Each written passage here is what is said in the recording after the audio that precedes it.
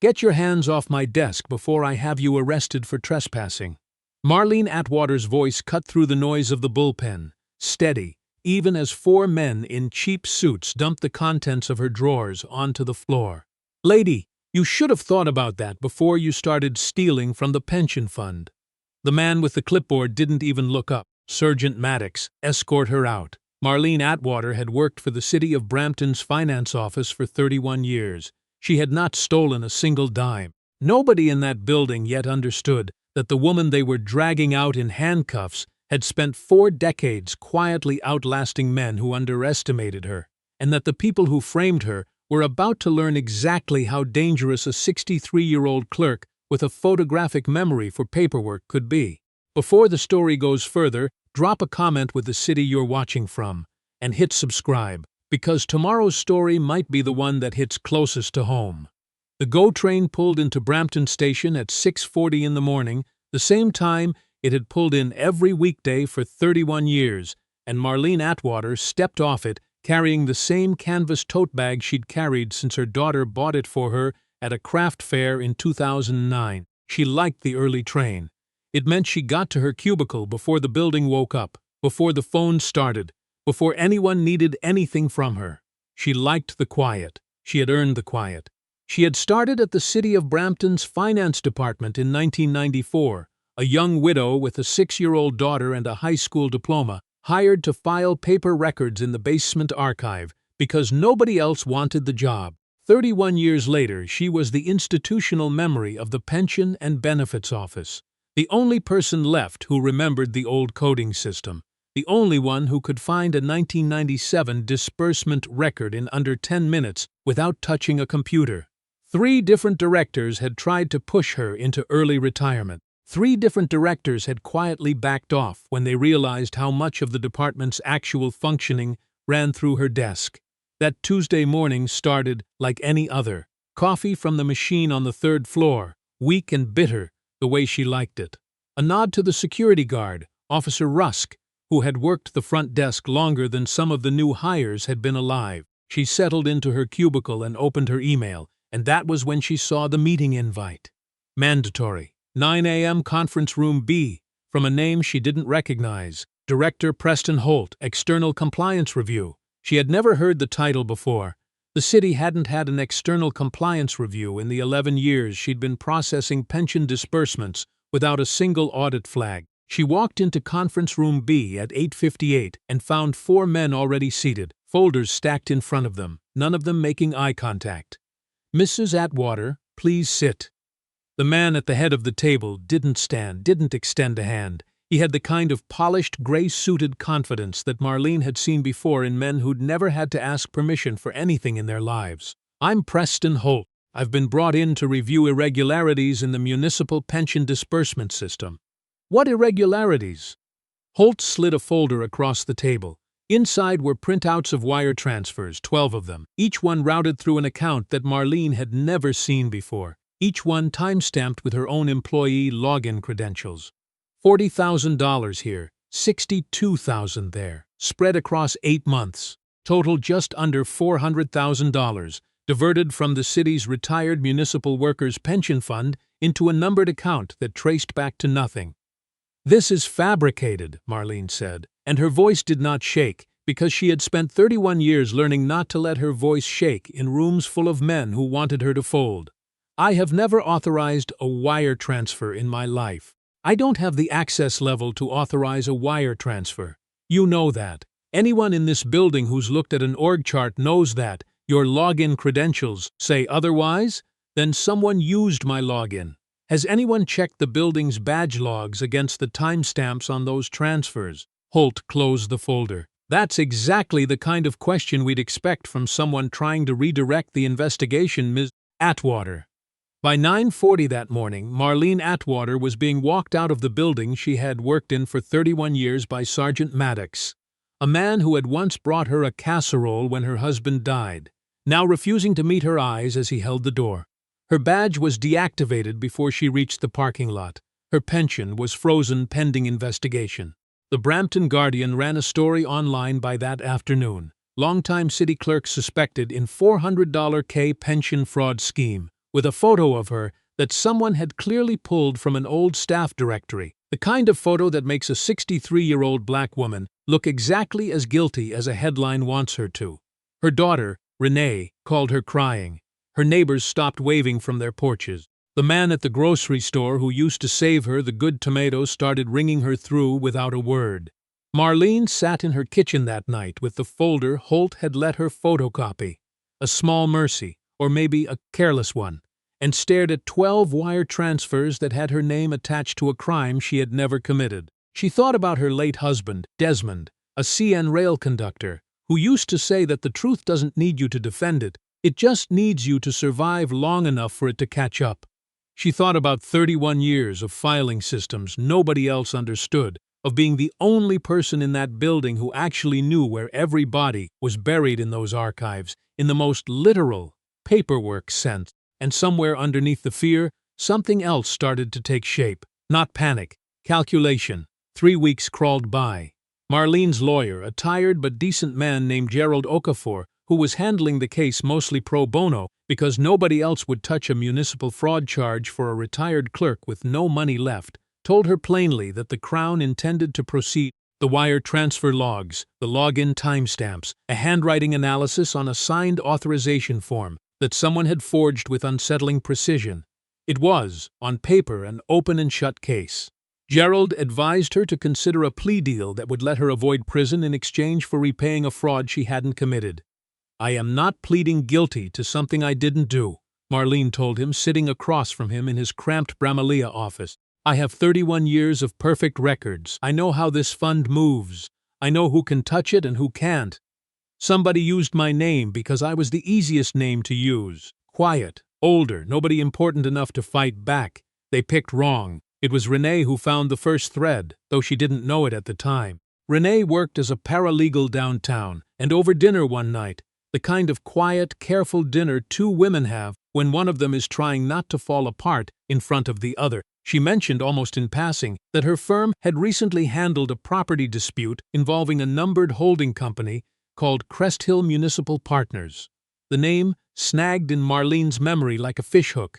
She'd seen it before, buried in an old vendor contract file from 3 years back, a consulting agreement for pension system modernization services that had been quietly approved and just as quietly never followed up on. The next morning, before her badge access had been fully scrubbed from the city's external portal, a bureaucratic oversight nobody had bothered to correct, Marlene logged into the public vendor registry from the library computer 2 blocks from her apartment and started pulling threads the way she'd pulled threads for 3 decades, methodically, patiently, 1 footnote at a time. Crest Hill Municipal Partners had been incorporated 18 months earlier. Its registered director was a numbered shell, but its filing address matched almost too neatly the address of a downtown consulting firm called Vantage Civic Advisory. And Vantage Civic Advisory had a familiar name listed as senior partner, Counselor Daniel Pruitt. Marlene had known Pruitt for years, the way you know any city councilor who shows up at department holiday parties and shakes hands with people whose names he never bothers to learn.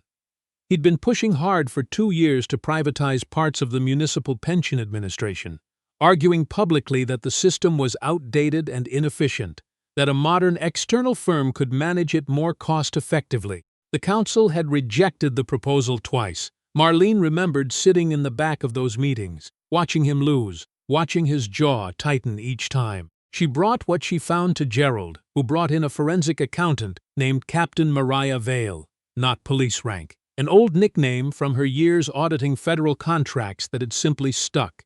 A sharp, no-nonsense woman who agreed to look at the case after Renee's firm vouched for her. Vale spent 4 days going through the wire transfer documentation Holt had provided and came back with something Marlene had suspected, but couldn't prove on her own. The login timestamps on the fraudulent transfers didn't match the city's actual server logs.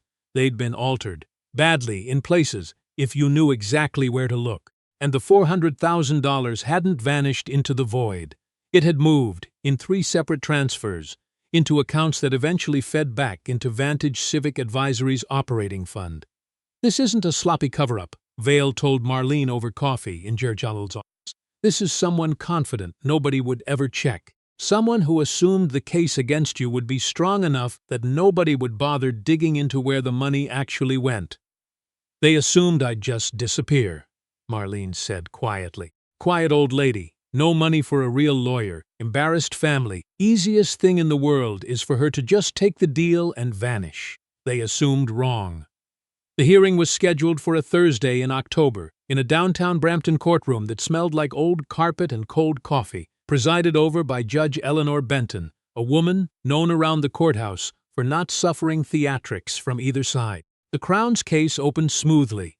Preston Holt's compliance review, the wire logs, the forged signature, a parade of documents that painted Marlene Atwater as a quiet embezzler who'd spent 8 months bleeding a pension fund dry while nobody noticed. When it was Gerald's turn, he didn't raise his voice. He simply asked Judge Benton's permission to call an expert witness, and Captain Mariah Vale walked the courtroom through the server log discrepancies one screen at a time, slow enough that even the jurors with no background in IT could see the gap between the timestamps Holt's review had presented and the timestamps the city's own backup servers actually recorded. Preston Holt, sitting beside the Crown attorney, shifted in his seat for the first time all morning.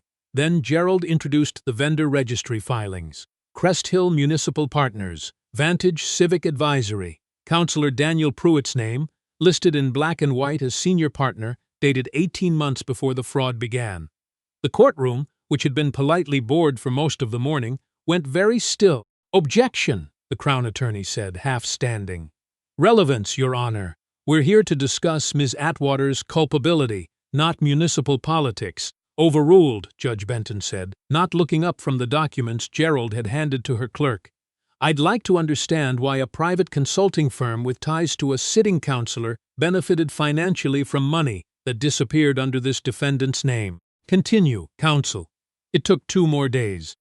Lieutenant Colonel Malik Dawson, a fraud investigator with the RCMP's Financial Crimes Unit who'd been quietly pulled into the case after Vale flagged it to a contact she still had from her federal days, testified that the bank records showed a consistent pattern stretching back over a year. Small, carefully staggered transfers designed to stay under the threshold that would trigger automatic flags, all of them eventually routing into accounts controlled by Vantage Civic Advisory. He testified that Preston Holt had been retained by Vantage as a paid independent compliance reviewer 3 months before he ever walked into Brampton City Hall, a fact that had somehow never made it into his official disclosure. Marlene sat through every hour of it with her hands folded in her lap, the way her mother had taught her to sit in church when she was a girl, and she watched Daniel Pruitt's name dismantle itself, piece by piece on the projector screen at the front of the courtroom. She thought about 31 years of being the woman nobody noticed in the room, the woman who kept the filing system running while men with better suits and louder voices took the credit, and she understood, watching it all unravel, that the very thing that had made her an easy target, being overlooked, being underestimated, being quiet, was exactly the thing that had let her find every loose thread they'd left behind. They had never imagined she'd know where to look. They had never imagined she'd been the one keeping the real records all along.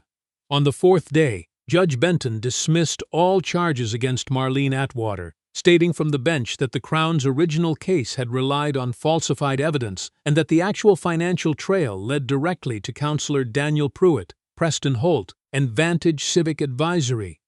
Pruitt was arrested at City Hall the following morning, led out in handcuffs past the same front desk where Officer Rusk had once held the door for Marlene under entirely different circumstances.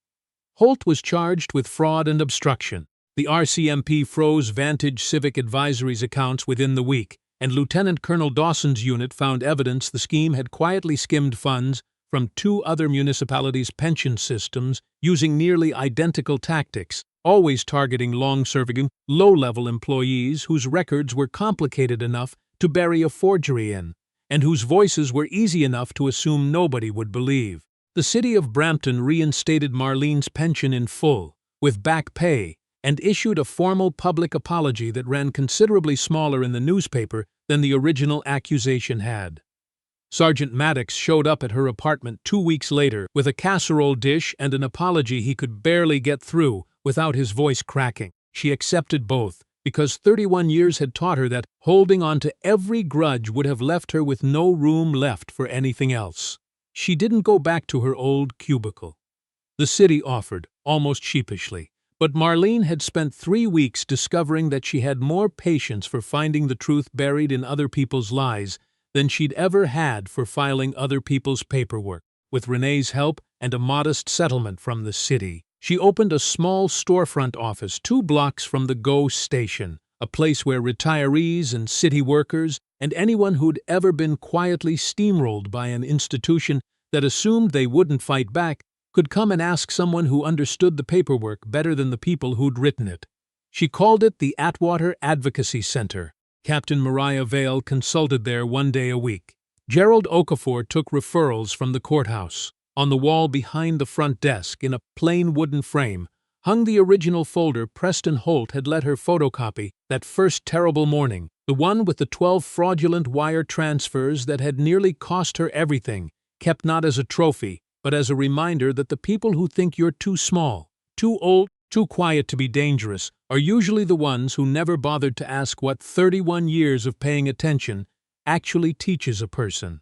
A young clerk from the finance office stopped by one afternoon that winter, nervous, holding a coffee she hadn't touched, asking how Marlene had known where to even start looking when everyone, including the courts, seemed ready to believe the worst about her.